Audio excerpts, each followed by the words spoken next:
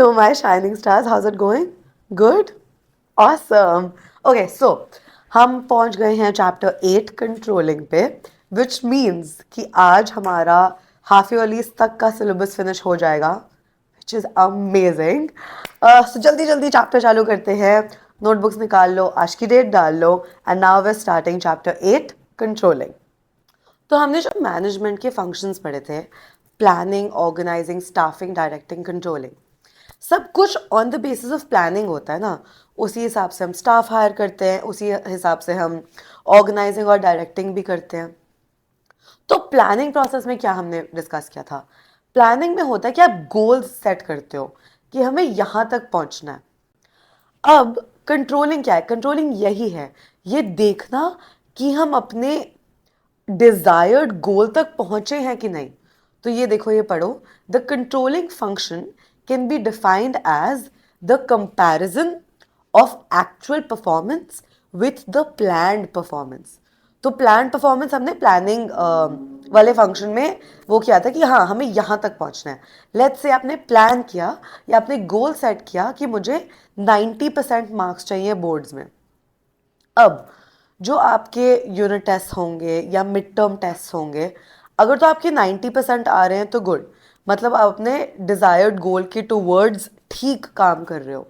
अगर आपके mid term में 80% मार्क्स आए हैं तो आपको यही देखना पड़ेगा कि मुझे अभी और मेहनत करनी है, क्योंकि अभी मुझे बोर्ड्स में 90% लाने के लिए और मेहनत करनी पड़ेगी. तो हमारी प्लान परफॉर्मेंस थी कितनी?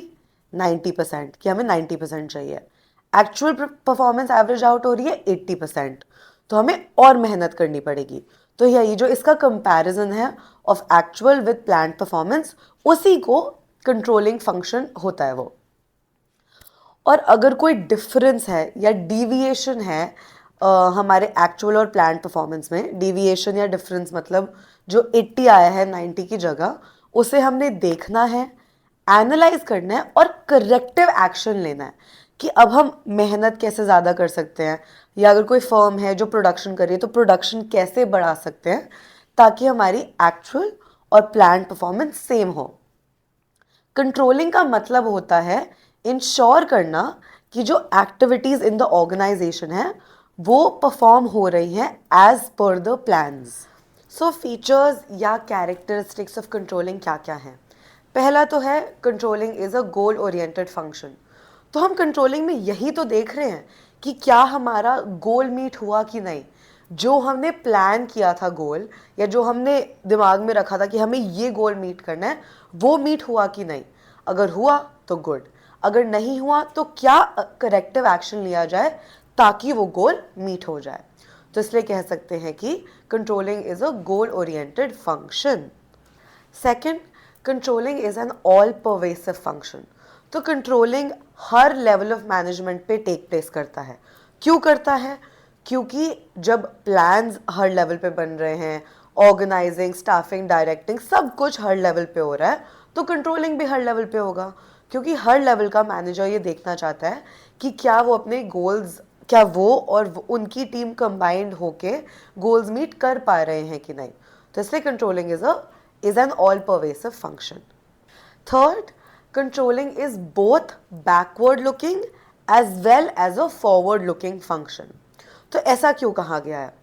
क्योंकि पहली बात तो आप कंट्रोलिंग का जो फंक्शन है कैसे परफॉर्म करते हो, उन प्लान्स में ना, उन प्लान से कंपेयर करते हो जो आपने बनाए थे.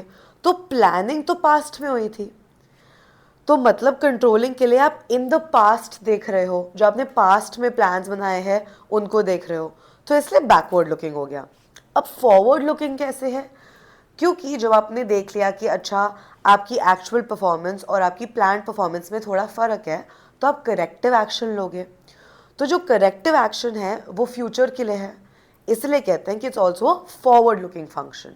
और फोर्थ है controlling is a continuous function. तो कंट्रोलिंग कोई वन टाइम जॉब नहीं है, ये कंटिन्यूसली चलते रहता है, ये ऑन गोइंग है. लोग बहुत बार ये मिसअंडरस्टैंड करते हैं कि जो कंट्रोलिंग है वो लास्ट फंक्शन ऑफ मैनेजमेंट है, पर ऐसा नहीं होता. क्योंकि जो मैनेजमेंट साइकिल है वो कंटिन्यूस है. तो जब कंट्रोलिंग का फंक्शन ख़त्म होता है तो वो एक्चुअली ख़त्म नहीं होता, वो एक साइकिल कंप्लीट होती है और फिर एक न्यू साइकिल स्टार्ट हो जाती है, जिसमें जैसे कंट्रोलिंग ख़त्म हुआ तो वापस आप अपनी गलतियाँ देखोगे, नेक्स्ट टाइम के लिए प्लान करोगे, फिर पूरी साइकिल रिपीट होएगी of planning, organising, staffing, directing, controlling. फिर जब कंट्रोलिंग पे आ गए वापस नेक्स्ट टाइम के लिए प्लान करोगे तो प्लानिंग, फिर कंट्रोलिंग, फिर ये पूरी साइकिल चलती रहती है। इसलिए कहते हैं controlling is a continuous function. So controlling के फ़ायदे क्या क्या हैं, मतलब कंट्रोलिंग की इम्पोर्टेंस क्या है। पहला तो है helps in achieving organisational goals. तो हम ये पूरा प्रोसेस ऑफ मैनेजमेंट जो है, जो planning, organising, staffing, directing, controlling करते ही इसलिए हैं ताकि ऑर्गेनाइजेशनल गोल्स अचीव हो सके, राइट। तो कंट्रोलिंग का यही पर्पस है कि जो हमने गोल्स सेट कर रहे हैं हम उनके टुवर्ड्स अच्छे से काम कर तो रहे हैं ना। जो हमने गोल सेट कर रहे हैं हम वो मीट करने के लिए टुवर्ड्स दैट काम कर रहे हैं, और वो हम ठीक से रिसोर्सेज यूज़ कर रहे हैं ताकि वो गोल्स मीट हो पाए। तो इस पे चेक रखने को, ये जो हम चेक रख पा रहे हैं वो कंट्रोलिंग का काम है। तो ये चेक रखना इसलिए इम्पॉर्टेंट है कि जो हमारे गोल्स हैं हम उसके टूवर्ड्स ठीक डायरेक्शन में काम कर रहे हैं। दूसरा है जजिंग एक्यूरेसी ऑफ स्टैंडर्ड्स। अच्छा, तो अब आपने प्लानिंग प्रोसेस में गोल तो सेट कर लिया था, पर अब आपको ये देखना है ना कि आपने जो गोल सेट किया वो ठीक है कि नहीं। अब फॉर एग्जाम्पल आप एक बहुत अच्छे एकेडमिकली आप एक बहुत अच्छे स्टूडेंट हो, जो मोस्टली आपकी एवरेज आती है 99%, ठीक है, और आपने गोल सेट किया 90% का बोर्ड्स में, तो ये तो कम है ना, ये अच्छा गोल तो नहीं है, क्योंकि आप इसे सरपास करते हो। तो आपको गोल ऐसा सेट करना है जो आपके पोटेंशियल को जस्टिफाई करे कि हाँ हमने एक अच्छा गोल सेट किया जो मैं यूजुअली लाता हूँ या लाती हूँ उसके जितना या उससे ऊपर। अब दूसरी साइड अज्यूम कर लेते हैं कि आप एक बहुत एकेडमिकली अच्छे स्टूडेंट नहीं हो, या कोई इंसान एक बहुत एकेडमिकली अच्छा स्टूडेंट नहीं है और ना वो पढ़ाई में कोई ध्यान देता है, वो हर साल लेके बेरली पास होता है, 35% मार्क्स आते हैं, पर इस साल गोल सेट किया है कि मुझे 90% मार्क्स लाने हैं। तो ये, पर वो उसे अचीव करने के लिए कोई मेहनत नहीं कर रहा, वो पूरे दिन अपने दोस्तों के साथ घूमता है, गेम्स खेलता है और यही सब करता है। तो वो गोल तो अचीव हो ही नहीं पाएगा ना जब मेहनत ही नहीं कर रहा है आप उसके डायरेक्शन में। तो आपको गोल रियलिस्टिक सेट करना है, पर हाँ ये है कि जो आप करंट आपकी परफॉर्मेंस है उससे थोड़ा ऊपर ही गोल सेट करना है। तो कंट्रोलिंग का पर्पस यही है कि आप जो आपने गोल सेट किया है आप वो रीजनेबल है कि नहीं। तो वही जो आपके मिड टर्म एग्जाम्स हैं या हाफ ईयरली एग्जाम्स हैं या यूनिट टेस्ट हैं वो यही चेक करने के लिए बनाए जाते हैं कि आपने जो स्टैंडर्ड सेट किए हैं वो एक्यूरेट हैं कि नहीं। नेक्स्ट है making efficient use of resources. अब कंट्रोलिंग ये देखती है कि हम अपने रिसोर्सेज का सबसे अच्छा यूज़ कर रहे हैं या नहीं। फॉर एग्ज़ाम्पल जो हमारा लीगल सिस्टम है या जैसे ट्रैफिक कंट्रोल सिस्टम है, इन सब का, या पुलिस है, इनका जॉब क्या है? इनका जॉब ये है देखना कि जो हमारी सोसाइटी है, हमारी कम्युनिटी है, वो राइट पाथ पे जा रही है कि नहीं, मतलब राइट ट्रैक इंश्योर करना है ना इनका काम। तो कंट्रोलिंग का भी एग्जैक्टली यही काम है, वो ये देखता है कि जो आपने स्टैंडर्ड सेट करे हैं या गोल सेट करे हैं उस हिसाब से आप अपने रिसोर्सेज अच्छे से यूज़ कर रहे हो कि नहीं। तो most efficient, most effective use of resources ensure करती है कंट्रोलिंग बाय मेकिंग श्योर कि आपके जो प्री डिटर्मिन्ड स्टैंडर्ड्स हैं या प्री डिटर्मिन्ड गोल्स हैं आप उसमें अपने रिसोर्सेज अच्छे से और इफेक्टिवली डिस्ट्रीब्यूट कर रहे हो। फिर आ जाता है इम्प्रूविंग एम्प्लॉयज़ मोटिवेशन। तो कंट्रोलिंग सिस्टम का ऑब्जेक्टिव ही यही है कि अच्छे गोल सेट हो गए ये इंश्योर करना। तो जब हमें पता होगा कि हमारे जो गोल्स हैं वो ढंग से सेट हैं और स्टैंडर्ड्स इंश्योर्ड हैं, तो एम्प्लॉयज़ या जो सबऑर्डिनेट्स हैं वो भी मेक श्योर करेंगे कि वो उन गोल्स के अकॉर्डिंग काम करें और वो मोटिवेटेड रहेंगे और अपनी परफॉर्मेंस अच्छे से कर पाएंगे to meet the standards. Fifth, ensures order and discipline. तो कंट्रोलिंग का काम यही है कि वो देखे कि जो हमने स्टैंडर्ड सेट करे हैं वो ढंग से मीट हो रहे हैं या नहीं, है ना। तो ये देखने के लिए मैनेजर्स हमेशा मेक श्योर करते हैं कि वो अपने एम्प्लॉयज़ पे एक क्लोज चेक रखें। तो जब क्लोज चेक रखा जाएगा एम्प्लॉयज़ की एक्टिविटीज़ पर, तो जो डिसऑनेस्ट होंगे या जो फ्रॉड एम्प्लॉयज़ होंगे उनका काम निकल के आएगा ना कि ये तो अच्छे से काम नहीं कर रहे। तो वही जो कंट्रोलिंग है वो मेक श्योर करता है कि सारे लोग अच्छे से काम करें, और जो नहीं कर रहे उन्हें भी निकाल के लाता है कि हाँ इनका काम अच्छा नहीं है। वो पॉइंट आउट कर देता है कि ये लोग डिसऑनेस्ट है और ये लोग अच्छे से काम नहीं कर रहे, तो उन पे अच्छे से चेक रखा जाए। तो इसीलिए इंश्योर्ड रहता है जो ऑर्डर और डिसिप्लिन है एक ऑर्गेनाइजेशन में। लास्ट है फैसिलिटेट्स कोऑर्डिनेशन इन एक्शन। तो क्योंकि कंट्रोलिंग मेक श्योर करता है कि हम ये देखें कि हमारे स्टैंडर्ड्स मीट हो रहे हैं कि नहीं, तो हर डिपार्टमेंट में कंट्रोलिंग होती है और वो हर डिपार्टमेंट प्री डिटर्मिन्ड स्टैंडर्ड्स के हिसाब से काम करता है, जिस वजह से कोऑर्डिनेशन इन एक्शन होता है, क्योंकि सबको पता है कि उन्हें ये काम करना है और एक अपने सारे टास्क को कोऑर्डिनेट करना है। अच्छा, मैम इतनी देर से मैंने इतनी सारी बार मेंशन कर दिया कि प्लानिंग और कंट्रोलिंग साथ साथ में चलते हैं, एक दूसरे के लिए बहुत इंपॉर्टेंट है। प्लानिंग के बिना कंट्रोलिंग नहीं हो सकती, कंट्रोलिंग के बिना प्लानिंग सक्सेसफुल नहीं होगी। तो क्या है इन दोनों चीज़ों के बीच में रिलेशनशिप? अब अगर ये क्वेश्चन आएगा एग्ज़ाम में तो 4 सब पॉइंट्स लिखने हैं और उसके अंडर सब कुछ समझाती हूँ। सबसे पहले तो ये समझना इंपॉर्टेंट है कि प्लानिंग और कंट्रोलिंग इनसेपरेबल ट्विन्स हैं, मतलब जुड़वा है, इनसेपरेबल है, आप उनको सेपरेट नहीं कर सकते हो। दोनों एक दूसरे के लिए बहुत इंपॉर्टेंट है और बहुत ही क्लोजली रिलेटेड हैं। अब इन दोनों का रिलेशनशिप ये है। पहला पॉइंट है नेचर एंड कॉन्सेप्ट, जिसमें हम लिखेंगे प्लानिंग की और कंट्रोलिंग की डेफिनेशंस। प्लानिंग क्या होता है? हमने चैप्टर पढ़ा हुआ है, ये याद होना चाहिए अभी तक, but just to help you jog your memory, planning is the basic function of every enterprise where we decide what is to be done, when it is to be done, and how it is to be done, and by whom it is to be done। मतलब क्या करना है, कब करना है, कौन करेगा, ये सब प्लानिंग प्रोसेस में डिसाइड होता है। Controlling means keeping a check that everything is under a plan, मतलब सब कुछ प्लान के मुताबिक चल रहा है, और अगर कोई भी डिविएशन है, मतलब कोई भी डिफरेंस आ रहा है आपकी एक्चुअल और प्लान परफॉर्मेंस में, तो प्रिवेंटेटिव मेजर तो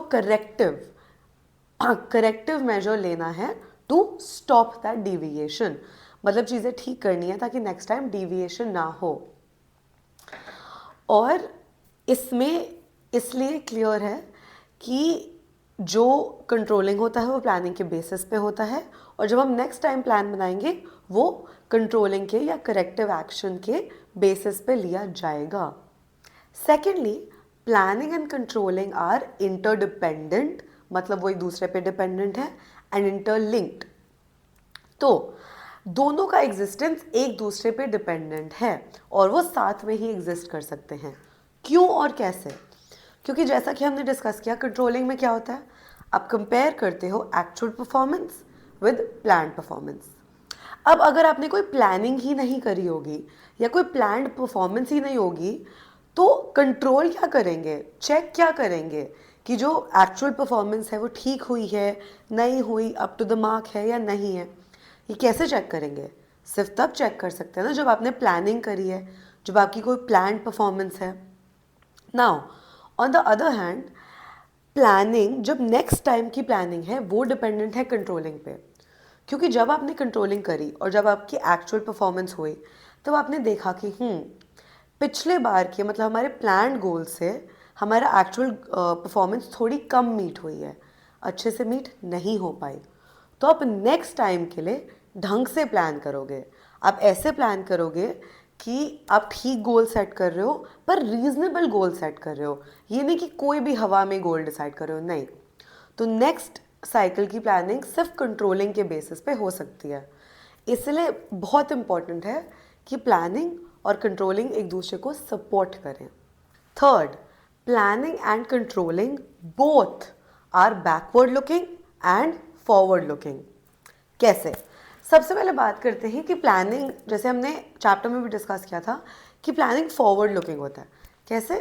क्योंकि आप प्लान करते हो फ्यूचर के लिए, आप प्लान करते हो कि हम आगे ऐसा काम करना चाहते हैं, हम इतनी इतनी चीज़ें इस चीज़ के लिए एलोकेट करना चाहते हैं और हम अपना गोल मीट करना चाहते हैं, तो ये प्लानिंग का काम होता है। तो इसलिए वो हो गया फॉरवर्ड लुकिंग कि हम फ्यूचर के लिए प्लान कर रहे हैं। पर प्लानिंग बैकवर्ड लुकिंग भी है, क्योंकि आप अपने पास्ट एक्सपीरियंसेस पे देखोगे, फीडबैक देखोगे उसका, और रियलाइज़ करोगे कि आपने क्या अच्छे से किया, क्या नहीं अच्छे से किया। तो प्लानिंग बैकवर्ड लुकिंग भी हो गया। तो हमको एक तो समझ में आ गया कि प्लानिंग इज़ फॉरवर्ड लुकिंग क्योंकि वो फ्यूचर के लिए प्लान करता है, and it's also backward looking क्योंकि वो पुरानी आपके पास एक्सपीरियंसेस देखता है और इसलिए डिसाइड करता है कि आगे क्या करना है। So planning is forward and backward looking. Now how is controlling forward and backward looking? तो कंट्रोलिंग बैकवर्ड लुकिंग तो कैसे हो गया कि हमने जो प्लान्स बनाए थे पास्ट में, हम उनको देखेंगे, उन्हीं पे तो कंट्रोलिंग करेंगे, उन्हीं तो प्लान्ड गोल्स को एक्चुअल परफॉर्मेंस से कंपेयर करेंगे। तो इसलिए कंट्रोलिंग हो गया बैकवर्ड लुकिंग। पर अब कंट्रोलिंग फॉरवर्ड लुकिंग कैसे है? कंट्रोलिंग फॉरवर्ड लुकिंग इसलिए है क्योंकि जब आपने एक बार ये सब देख लिया है कि क्या डिविएशन आई है in what were the plans and what the actual performances, उस हिसाब से उसे आप कंपेयर करोगे और ये देखोगे कि नेक्स्ट टाइम के लिए क्या करना है। तो इसलिए controlling is also forward looking क्योंकि आप एक न्यू स्टैंडर्ड अब सेट करोगे for your next set of plans. और जब लास्ट चीज़ लिखोगे वो आप ये लिखोगे कि planning is prescriptive while controlling is evaluative. तो प्रिस्क्रिप्टिव से आपको क्या वर्ड याद आता है? प्रिस्क्रिप्शन। तो डॉक्टर्स प्रिस्क्रिप्शन देते हैं ना, किस चीज़ की, कि आपको आगे क्या करना है, आपको किसी भी चीज़ के साथ डील कैसे करना है। तो प्लानिंग का एग्जैक्टली यही काम होता है। प्लानिंग एक इंटेलेक्चुअल प्रोसेस है, मतलब something that involves a lot of thinking. ये सोचना कि क्या करना है और किसी चीज़ के लिए पर्टिकुलर कोर्स ऑफ एक्शन क्या लेना है ताकि ऑर्गेनाइजेशन के ऑब्जेक्टिव्स रीच हो पाए। इसलिए कहते हैं कि प्लानिंग इज प्रिस्क्रिप्टिव। अब कंट्रोलिंग इज इवैल्यूएटिव। इसका मतलब ये है कि कंट्रोलिंग इवैल्यूएट करता है, मतलब एनालाइज करता है कि जो डिज़ायर्ड कोर्स ऑफ एक्शन था वो फॉलो किया गया या नहीं। तो इसलिए कंट्रोलिंग इज इवैल्यूएटिव जिसमें एनालिसिस इन्वॉल्व होता है। Now we are at the steps in controlling process. मुझे ये टॉपिक एक्चुअली पर्सनली बहुत पसंद है। Out of all planning, organising, staffing, directing, controlling, सब चीज़ के प्रोसेस में आई थिंक ये वाला मेरा फेवरेट है। काफ़ी ईजी है, काफ़ी इंटरेस्टिंग है, इंपॉर्टेंट है, काफ़ी इंपॉर्टेंट है for the syllabus, but it's very fun. So let's understand it. सबसे पहले इसका निमोनिक, हमने बहुत दिन से निमोनिक्स नहीं करे हैं। मैं एक न्यू वीडियो बनाऊंगी जिसमें सारे निमोनिक्स डालूंगी चैप्टर बाय चैप्टर, तो वो भी हम ध्यान में रखेंगे, ठीक है? कमेंट डाउन भी कर सकते हो कि कौन कौन से निमोनिक्स चाहिए। तो steps in the controlling process के निमोनिक है so much cat, SM cat. S है सेटिंग परफॉर्मेंस स्टैंडर्ड्स, M है measurement of actual performance, C से है comparing actual performance with standards, A से है एनालाइजिंग डिविएशंस और T से है टेकिंग करेक्टिव एक्शन। तो पहला स्टेप है सेटिंग परफॉर्मेंस स्टैंडर्ड्स। अब कंट्रोलिंग का पॉइंट ही यही है कि हमें ये देखना है कि हमारे स्टैंडर्ड्स ढंग से सेट हैं कि नहीं, कि हमारी एक्चुअल परफॉर्मेंस हमारी प्लान्ड परफॉर्मेंस से मीट कर रही है कि नहीं। तो ये देखने के लिए सबसे इंपॉर्टेंट तो ये है ना कि हम एक स्टैंडर्ड या एक गोल सेट करें कि हमें अपनी परफॉर्मेंस इस लेवल तक चाहिए, या हमें इतनी प्रोडक्शन यूनिट्स चाहिए, या हमें कुछ इंक्रीज करना है, कुछ डिक्रीज करना है। तो स्टैंडर्ड्स जो है वो दो तरीके में सेट हो सकते हैं, या तो क्वांटिटेटिवली या फिर क्वालिटेटिवली। क्वांटिटेटिव मतलब क्वांटिटी, मतलब नंबर में सेट करना, जैसे कॉस्ट क्या है, रेवेन्यू क्या है, जिसका एक एक्चुअल फिगर हो सकती है। या फिर जैसे अगर आपके टर्म्स में बात करें तो मुझे 90% मार्क्स चाहिए। 90 क्या है? क्वांटिटी, एक नंबर, तो वो हो गया क्वांटिटेटिव स्टैंडर्ड। वरना होता है क्वालिटेटिव स्टैंडर्ड्स जो मोस्टली नंबर नहीं होते, it's more of like a description. जैसे इधर एग्जाम्पल दिया हुआ है improving goodwill, improving motivation of employees, या हम जैसे कहते हैं ना इस साल मुझे मोटिवेटेड रहना है, मुझे अपने मोटिवेशंस लेवल हाई रखने हैं अच्छा स्कोर करने के लिए, मुझे अच्छा स्कोर करना है। अब अच्छा स्कोर डिफरेंट लोगों के लिए डिफरेंट चीज़ें हो सकती हैं, तो ये कोई इसमें एक नंबर नहीं है, तो ये क्वालिटेटिव स्टैंडर्ड है। तो क्वांटिटेटिव स्टैंडर्ड है number, qualitative standard is not in numbers. अब ये याद रखना बहुत इंपॉर्टेंट है कि स्टैंडर्ड सेट करते हुए मैनेजर को मेक श्योर करना चाहिए कि वो एक्चुअली क्वांटिटेटिवली स्टैंडर्ड सेट कर रहे हैं, क्योंकि जब वो क्वांटिटेटिवली स्टैंडर्ड सेट करेंगे तब एक्चुअल परफॉर्मेंस से मेजर करना ईजियर होगा। पर हाँ, ये इम्पॉर्टेंट है कि स्टैंडर्ड सेट करते हुए, इवन दो स्टैंडर्ड्स हमारे क्वांटिटेटिवली और क्वालिटेटिवली सेट तो हो सकते हैं, पर बेटर होता है कि क्वांटिटेटिवली स्टैंडर्ड सेट किए जाए बाय मैनेजर्स। क्यों? क्योंकि क्वांटिटेटिवली मेजर करना इजी हो जाता है, कंपेयर करना इजी हो जाता है। आपको दो सिनेरियो देती हूँ। एक में आपने बोला कि इस साल मुझे अच्छे मार्क्स चाहिए, और आप क्या है 80%। क्या वो आपके लिए अच्छे हैं या नहीं है, ये आप डिटर्मिन कैसे करोगे? वर्सेस आपने अपने आप को बोला था कि इस साल मुझे 80% मार्क्स चाहिए, तो आपके आ गए 90%। तो क्योंकि आपने उस क्वांटिटी से ज़्यादा, अपने गोल से ज़्यादा आपका नंबर आया, तो आपने बोला हाँ, अब मैं अपना सेट स्टैंडर्ड अपने एक्चुअल परफॉर्मेंस से मेजर कर सकता हूँ, जिसकी वजह से अब मुझे पता है कि मैंने गुड परफॉर्म किया है। तो इसलिए हमेशा बेटर होता है अगर क्वांटिटेटिव टर्म्स में अब अपना स्टैंडर्ड सेट करो। पर हाँ, ये याद रखना बहुत इंपॉर्टेंट है कि वो स्टैंडर्ड्स रियलिस्टिक होने चाहिए, अचीवेबल होने चाहिए। ये नहीं है कि आप बिल्कुल पढ़ाई नहीं कर रहे और आपने बोला कि मुझे 90% मार्क्स चाहिए, नहीं। या फॉर एग्जांपल प्रोडक्शन के लिए किसी के पास खटारा मशीन्स हैं और वो बोल रहा है मुझे दिन में 1000 यूनिट्स प्रोड्यूस करने हैं, नहीं हो सकता। तो ये इम्पॉर्टेंट है कि आपके स्टैंडर्ड्स रियलिस्टिक हो।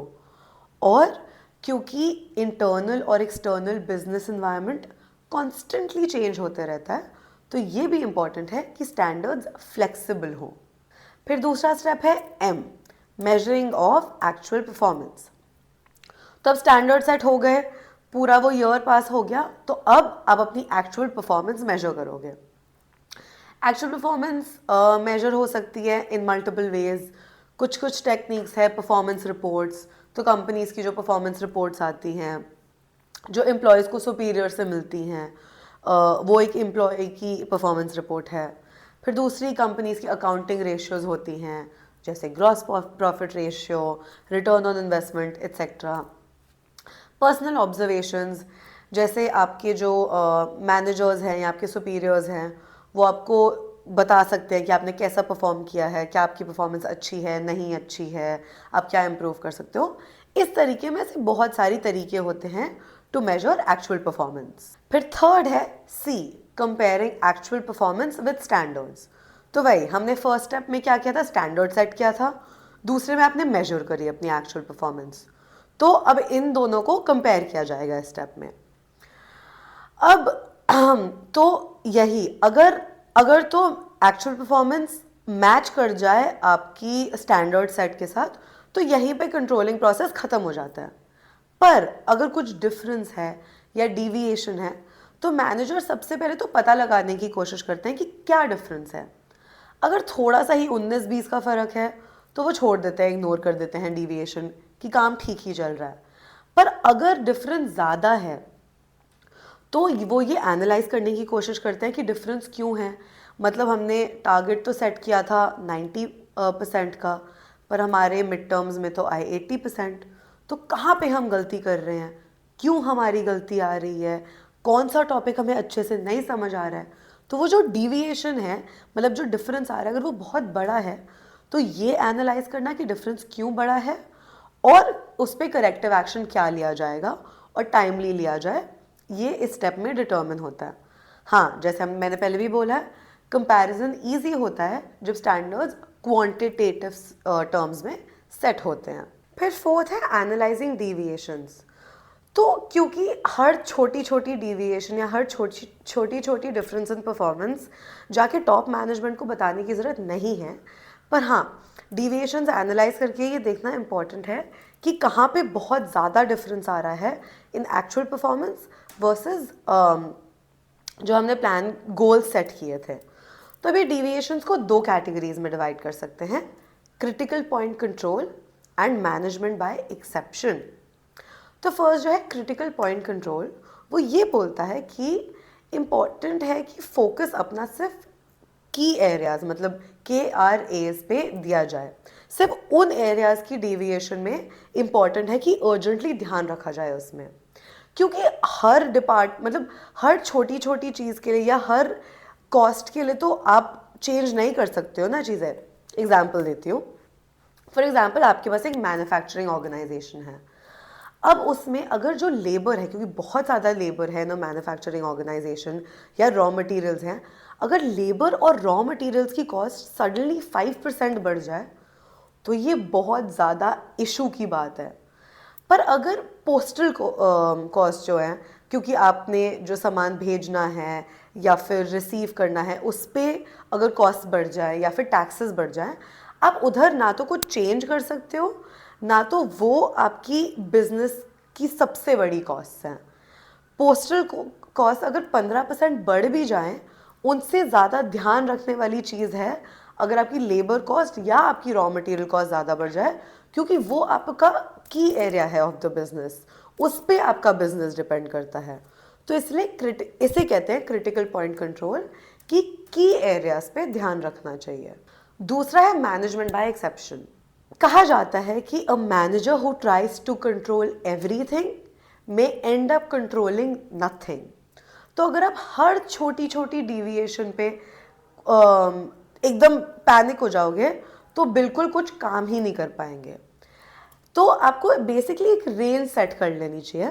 फॉर एग्जाम्पल आपकी करंट प्रोडक्शन कॉस्ट है 50 रुपीज़, तो आपको एक रेंज सेट कर लेनी चाहिए कि मे बी 48 और 52 की रेंज में अगर प्रोडक्शन कॉस्ट आएगी तो ठीक है, पर अगर वो 52 से ज़्यादा बढ़ जाए तो वो एक कंसर्न की बात है और उधर फिर करेक्टिव एक्शन लेना इम्पॉर्टेंट है।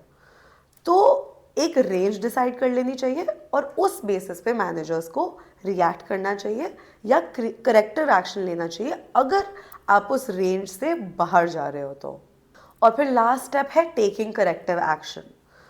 तो आप ये सारी चीज़ें कर ही इसलिए रहे हो ताकि आप करेक्टिव एक्शन ले सको और नेक्स्ट टाइम अपनी परफॉर्मेंस इंप्रूव कर सको और फ्यूचर में डिविएशंस हटा सको। तो करेक्टिव एक्शन में क्या क्या हो सकता है? अगर तो आपकी जो डिविएशन है वो बहुत ही माइन्यूट है, बहुत ही माइनर है, तो कुछ चेंज करने की ज़रूरत नहीं है। पर अगर डिविएशन बहुत ज़्यादा है तो पहले तो ये देखना इम्पॉर्टेंट है कि जो प्लानिंग प्रोसेस हुई है, क्या आपने रियलिस्टिक स्टैंडर्ड सेट किए थे? मतलब आपने बहुत ही आउट ऑफ बाउंड्स तो या बहुत ज़्यादा ऊपर तो नहीं सेट कर लिए थे अपने प्लान्स या अपने गोल्स। तो ये देखना इम्पॉर्टेंट है कि ठीक प्लान सेट हो। और ये भी देखना है कि आपने बहुत नीचे तो या बहुत लो तो अपना गोल नहीं सेट किया था। तो ये देखना इम्पॉर्टेंट है कि आपने गोल्स ठीक से सेट किए हैं और फिर करेक्टिव एक्शन लेने की ज़रूरत है on the basis of deviations की गलती या प्रॉब्लम कहाँ पे आ रही है, actual performance up to the mark क्यों नहीं है, और अगली बार के लिए क्या करेक्टिव एक्शन लिया जा सकता है या प्लान में क्या चेंजेस आ सकते हैं on the basis of root cause क्या है डिविएशन की, मतलब फसाद की जड़ क्या है, हमने क्या नहीं किया, क्या हमने अच्छे से पढ़ाई नहीं करी, क्या ये प्रॉब्लम है, या क्या टाइम मैनेजमेंट इशू था एग्जाम में, ये प्रॉब्लम है। उस हिसाब से उस चीज़ पे इम्प्रूव करना ताकि अगली बार वो डिविएशन हट जाए। Feedback in controlling, last topic of the chapter. तो जैसे कि हमने पहले भी डिस्कस किया था, करेक्टिव एक्शन लेने से कंट्रोलिंग प्रोसेस एंड नहीं होता। इसका कोई एंड ही नहीं है क्योंकि मैनेजमेंट फंक्शंस एंड नहीं होते, वो कंटिन्यूसली चलते जाते हैं। तो फीडबैक क्या होता है, सबसे पहले ये जानेंगे।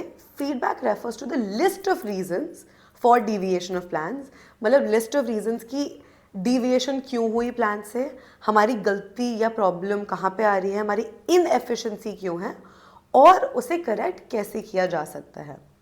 और यही फीडबैक लेके आफ्टर एनालिसिस हम ये बनाते हैं, फिर हम ये अंडरस्टैंड करते हैं कि हमारी प्रॉब्लम कहाँ पे आ रही है, उसका करेक्टिव एक्शन लेते हैं, फिर नेक्स्ट प्लानिंग प्रोसेस स्टार्ट कर देते हैं। And with that we done with chapter 8 controlling of BST, which also means we done with part 1 of BST का सिलेबस। तो हाफ ईयरलीज तक का सब कुछ हो गया है, which is amazing. Whoop whoop, I'm so proud of you guys. You guys are making good progress and I hope आप लोग ये ढंग से पढ़ रहे हो और सब कुछ समझ में आ रहा है। जो भी नहीं समझ में आए please ask me in the comment section below, I will definitely clear your doubts. उसके अलावा what you have to do next is you have to go to the web app, उसकी link in the description box below है। On the web app, you will go do the quiz I have been uploading for you guys. So her chapter wise quiz है जो आप लोग को solve करनी है ताकि आप लोग की revision अच्छे से हो सके। अगर chapter के notes चाहिए वो भी वहाँ पे हैं, वरना you can comment down below and I will send you the notes. Other than that, yes, I'm very proud of you guys. ये हो गया है, हम अच्छे से prep करते ही रहेंगे।